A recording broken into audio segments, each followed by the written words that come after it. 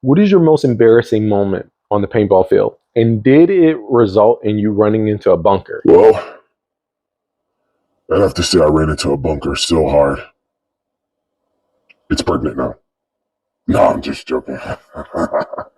Most embarrassing moment. I ran into the paintball field naked. I forgot where it was.